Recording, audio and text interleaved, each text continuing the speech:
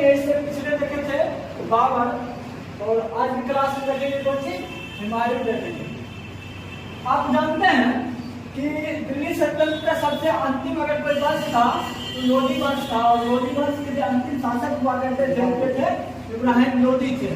और इब्राहिम लोधी के समय में बाबर का भारत में क्या होता है, आक्रमण होता है, और किस युद्ध के नाम से जाना जाता है, पानीपत का प्रथम युद्ध के नाम से जाना जाता है। और यही प्रथम पानीपत के युद्ध में इब्राहिम लोधी की हार होती है, और दिल्ली सल्तनत का जो लोधी वंश होता है खत्म हो जाता है, और उसके बाद जो दिल्ली में नवीन वंश की स्थापना होती है उसको हम मुगल वंश कहते हैं, ठीक है। और मुगल वंश के संस्थापक के थे तो बाबर हुआ करते थे।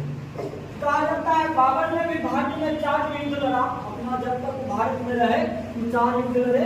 प्रथम पानीपत के प्रथम युद्ध, दूसरा लड़े थे कौन, खानवा का युद्ध, तीसरा लड़े थे चंदेरी का युद्ध, और चौथा लड़े थे घाघरा का युद्ध। इन चारों युद्ध लड़ने के बाद क्या होता है, बाबर का मृत्यु हो जाता है। बाबर का जब मृत्यु होता है तो बाबर के उस समय जो जिंदा पुत्र हुआ करते थे 4 हुआ करते थे, तो हुमायूं, कमरान, अस्करी और हिंदाल हुआ करते थे। और कहा जाता है कि हुमायूं का जन्म हुआ है महम से, और कमरान और अस्करी का जन्म हुआ था गुलरुख से, और हिंदाल का जन्म हुआ था अगाची से, ठीक है। तो जब बाबर मरे थे तो अपना वसीयतनामा यानी उत्तराधिकार किसको नियुक्त किया था, हुमायूं को नियुक्त किए थे, क्योंकि सबसे बड़ा बेटा के थे हुमायूं थे। और कहे थे कि अपना उत्तराधिकारी नियम से संबंधित पुस्तक कहे थे उनको कि अपना जागीरदार का बंटवारा आपसी भाई में कर लेने के लिए।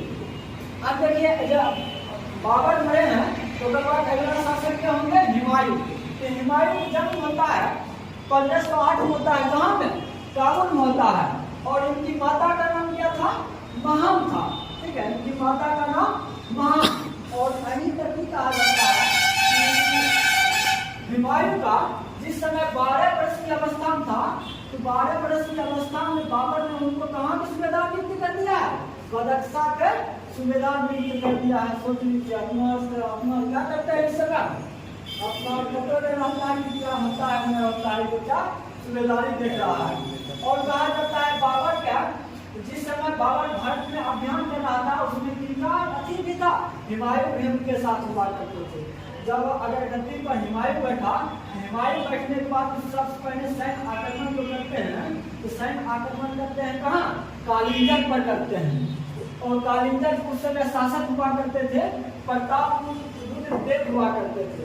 जब कालिंजर पर आक्रमण करने गए थे उधर क्यों हुआ, लोधी में, जो लोधी है महमूद लोधी बिहार से जयपुर की तरफ क्या हुआ, चल दिए। इसकी सूचना किनको मिल गया है, हुमायूं को। हुमायूं जैसे ही मिला प्रतापरुद्र से संधि करते हुए किए कालिंजर से लौट करके महमूद लोधी की तरफ जौनपुर की तरफ भी बढ़ने लगे थे। जब इन दोनों का आमना सामना हुआ तो 1500 कब हुआ, 32 में हुआ था। और 1532 में जब इन दोनों का आमना सामना हुआ तो उस युद्ध का नाम कहा जाता है दोहरिया का युद्ध। और दोहरिया का युद्ध किनके बीच हुआ है, अफगान और हुमायूं के बीच हुआ है। और कहा जाता है इसमें क्या होता है, अफगान की होते हैं, हार जाते हैं, और हुमायूं क्या होता है, जीत जाता है। और इसी वर्ष क्या करते हैं, हुमायूं चुनार का घेरा डाल देते हैं। दोहरिया का युद्ध और चुनार का घेरा डालते हैं। चुनार के शासक उस समय क्या हुआ करता था, शेर खां, और इन्हीं का बचपन का नाम था कौन सी, खलील खां हुआ करता था। और आगे यही व्यक्ति है जो जाके शेर शाह सूरी वंश की स्थापना करता है, ठीक है। और जब चुनार का घेरा डालता है तो चुनार के घेरा हुआ थे शासक चुनार के शेर खां, और प्लस घेरा जो डाले थे हुमायूं डाले थे। तो दोनों क्या हो जाता है, जब भेद नहीं पाए तो शेर खां और हुमायूं के बीच में संधि हो जाता है। और संधि के तहत कहा जाता है कि शेर खां अपना बेटा जो है उनका कुतुब खां, उसको क्या मुगल दरबार भेज दिया गया है।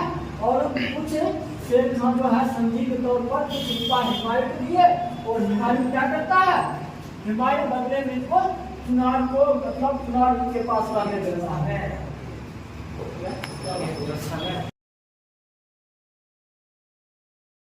होता है। उसके बाद क्या होता है, सबसे बड़ा अगर देखा हिमायत का सबसे बड़ा हुआ करता था इनका शत्रु में उत्तर भारत का बहादुर शाह हुआ करता था। कि बहादुर शाह का खत्म करना चाह रहे थे, मतलब उसकी शक्ति को दमन करना चाह रहे थे। तो उसी में बहादुर शाह अपने आप में इसलिए विख्यात था क्योंकि वो भी जो है तोपखाने का निर्माण कर रखा था। तोपखाना किससे निर्माण करवाया था? जब तुर्की का आए थे तोपची, उनका नाम क्या था? रूमी खान। ठीक है, उन्हीं की वजह से कौन करता है? तोप का निर्माण कर लेता है।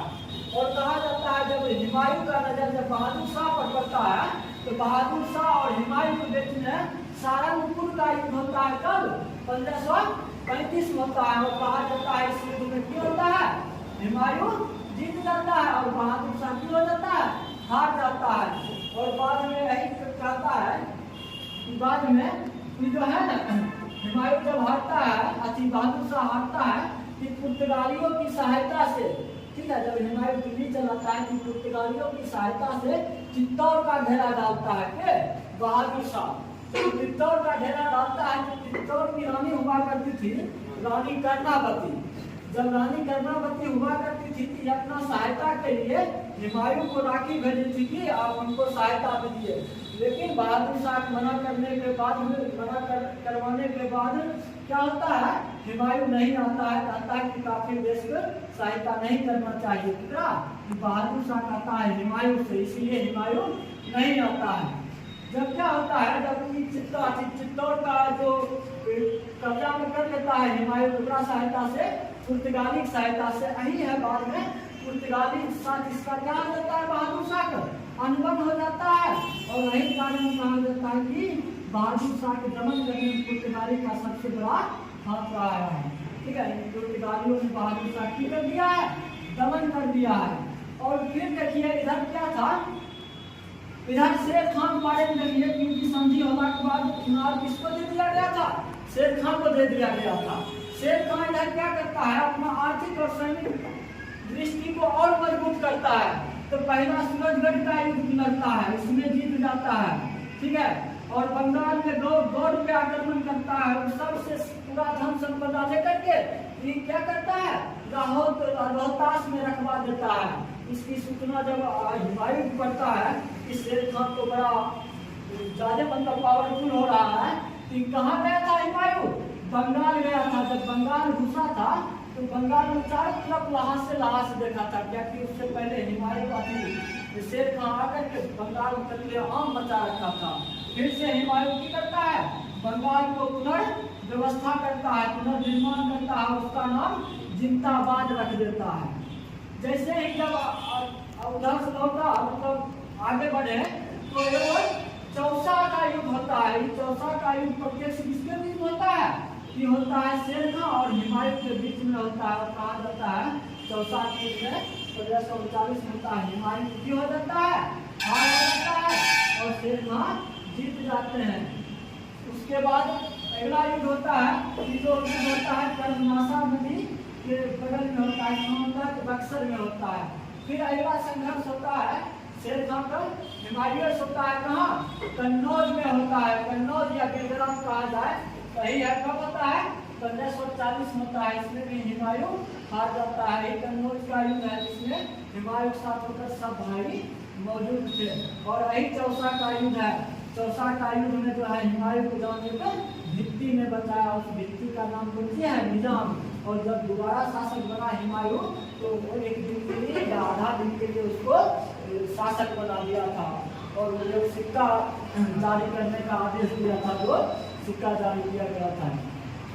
कन्नौज युद्ध जो था, कन्नौज युद्ध में हुमायूं के साथ सभी भाई थे, क्योंकि हुमायूं से करता है हार जाता है। जब हुमायूं हार के कहाँ से करता है?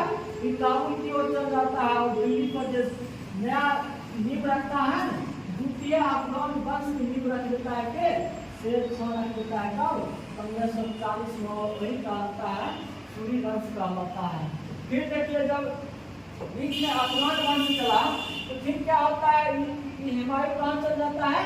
काबुल की तरफ चल जाता है, मतलब जहाँ ऊपर पैतृक था, बाबर जहाँ से आया था। ठीक ही करता है। एक हिंदार के गुरु हुआ करते थे, आध्यात्मिक गुरु। 1541 अकबर जानी की पुत्री हुआ करती थी हमीदा। और हमीदा से हुमायूं का शादी हो जाता है और हमीदा से कहा जाता है कि उनका जन्म होता है। अकबर जैसे महान शासक का जन्म होता है। जब कहा जाता है इधर जब शेरशाह सूरी का देहांत हो गया था, उनका जो दिल्ली पर उत्तराधिकारी आया वो बड़ा कमजोर आया था और फिर से हुमायूं क्या करता है, भारत पर आक्रमण करने की सोचता है। तो इसी क्रम में मच्छीबाड़ा का युद्ध होता है और मच्छीबाड़ा का युद्ध होता है तो इससे युद्ध होता है किसके बीच में, हुमायूं और तातर खां, कोई दुर्ग हैवात खां और कोई नसीर खां लिखता है। इसमें क्या होता है, तातर खां और नसीर खां को हरा करके हुमायूं जीत जाता है। फिर उससे आगे बढ़ता है, सरहिंद का युद्ध होता है, मतलब सरहिंद का युद्ध होता है। और सरहिंद का युद्ध किसके साथ होता है, सूरी वंश के जो शासक हुआ करते थे सिकंदर सूरी और हुमायूं के बीच में हुआ था।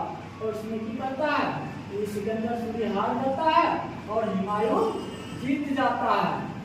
और फिर से क्या होता है, अफगान द्वितीय अफगान वंश की पतन होकर के फिर से मुगल वंश की स्थापना पुनर्स्थापना हो जाता है। क्या करते हैं, हुमायूं करते हैं, ठीक है। और हुमायूं ही है जो दीपपनाह नामक भवन का निर्माण करवाए थे 1533-34 में। और कहा जाता है जब वो आए थे तब से मुगल वंश की स्थापना किए, उसी पुस्तकालय के सीढ़ी पर गिरने के कारण उनको क्यों हो जाता है, मृत्यु हो जाता है।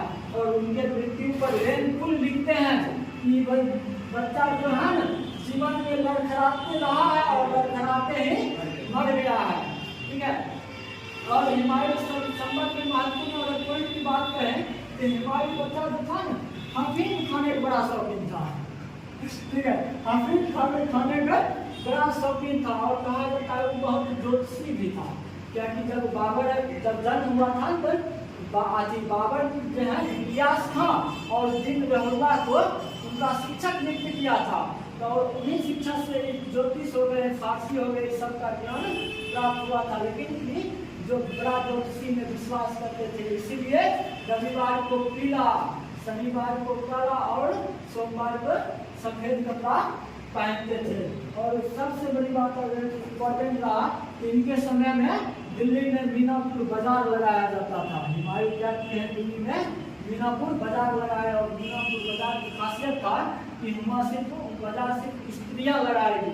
तो हम जो कर्मचारी पत्नी होगी वही मीनापुर बाजार लगाएगी और उस बाजार में वही व्यक्ति खरीदने आएगा जो मुगल घराना से ताल्लुकात रखता हो, क्योंकि ये महिला प्रधान बाजार हुआ करता था।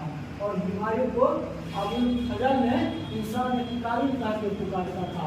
और कहा जाता है जब हुमायूं की मृत्यु हो गया तो अगला शासक जो मुगल वंश बनते हैं ना, वो बनते हैं के अकबर। अगला क्लास में होगा अकबर।